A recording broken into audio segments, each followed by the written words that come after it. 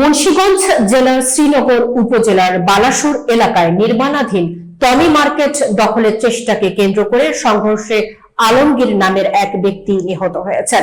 এ ঘটনায় অন্তত ৮ জন আহত হয়েছেন।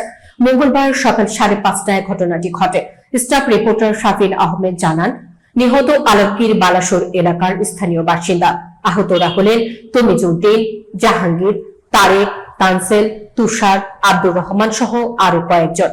আহতদের ঢাকা মেডিকেল কলেজ হাসপাতালে চিকিৎসা দেওয়া হচ্ছে।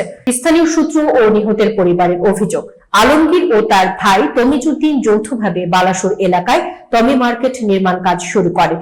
এ জমিতে হান্নান হাজি কং, মানিক ও শম্ভু তপস নামের কয়েকজন ব্যক্তি নিজেদের মালিকানাধীন দাবি করে আদালতে মামলা দায়ের করেন।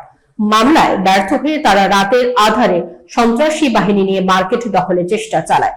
মঙ্গলবার ভোরে পুনরায় দেশীয় অস্ত্রসহ দখলের চেষ্টা হলে আলমগীর বাধা দেন। এই সময় প্রতিপক্ষের লোকজন তাকে ও অন্যদের এলোপাতাড়ি পিটিয়ে গুরুতর আহত করে। পরে স্থানীয়রা আহতদের উদ্ধার করে শ্রীনগর উপজেলার স্বাস্থ্য কমপ্লেক্সে নিয়ে যাওয়ায় পথে সন্ত্রাসীরা পুনরায় হাসপাতালে গেটেও আলমগীরকে মারধর করে। চিকিৎসাধীন অবস্থায় তিনি মৃত্যুবরণ করেন। শ্রীনগর থানার ওসি মিল্টন বলেন, প্রাথমিকভাবে মনে হচ্ছে জমি সংক্রান্ত বিরোধের কারণে এই হত্যাকাণ্ড ঘটেছে। অভিযোগ পেয়েছি, অভিযুক্তদের গ্রেফতারের চেষ্টা চলছে।